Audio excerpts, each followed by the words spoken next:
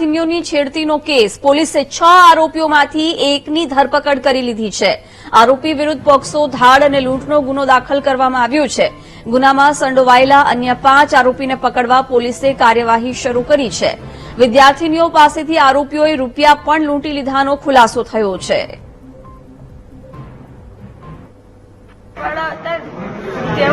आज पकड़ते कीधु के उभी राखो एमने भी उभी नहीं राखी।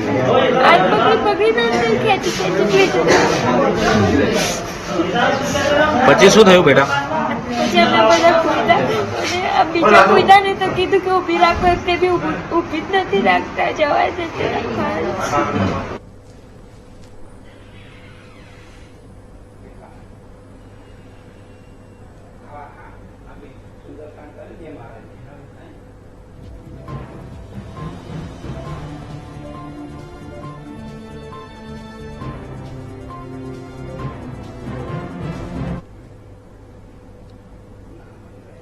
છોટાઉદેપુરમાં વિદ્યાર્થીનીઓની છેડતી મામલે તપાસ તેજ કરાઈ છે। જિલ્લા શિક્ષણ અધિકારીએ ભોગ બનનાર વિદ્યાર્થીનીઓ સાથે મુલાકાત કરી છે। ડીઈઓએ વિદ્યાર્થીનીઓ સાથે મુલાકાત કરીને મનોબળ વધાર્યું છે। જિલ્લા પંચાયત પ્રમુખ મલકાબેન પટેલે પણ વિદ્યાર્થીનીઓ સાથે મુલાકાત કરી છે। વિદ્યાર્થીનીઓને બસની સુવિધા મળે તે પ્રયાસ ચાલુ છે।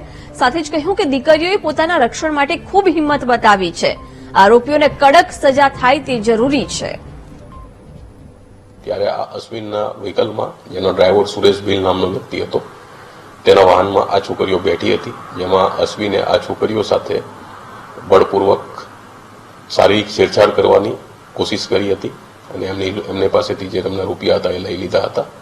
ટોટલ કુલ 6 આરોપીઓ છે, જે પૈકી અશ્વિનની ધરપકડ કરવામાં આવી છે। આ દીકરીઓ ગભરાટના મારે ગાડીમાંથી કૂદી પડી હતી, જેમાં આ દીકરીઓને નાની મોટી ઈજા થઈ છે। હાલ તમામ દીકરીઓ સુરક્ષિત છે।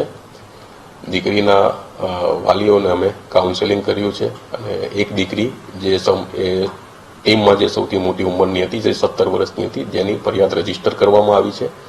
તમામ આરોપીઓના નામ આવી ચૂક્યા છે।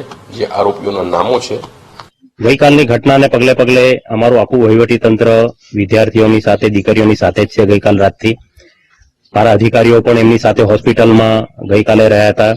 આજે સવારમાં પણ જ્યાં હોસ્પિટલાઇઝ થયેલી છે દીકરીઓ, એની જાતે મેં મુલાકાત લીધેલી છે। 2 દીકરીઓને જાતે જમવાનું ખવડાવીને આવ્યો છું।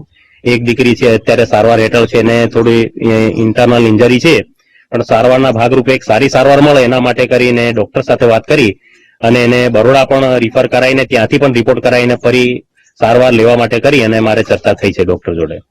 બાકીની જે દીકરીઓને હોસ્પિટલાઇઝ થયેલી હતી એ લોકોને જે રજા મળેલી છે એમના ગામમાં કુંડિયા ગામ ખાતે આજે અમે આવ્યા છે અને એ દીકરીઓના ઘરે જઈને એમની ખબર અંતર અમે જાતે પૂછી છે।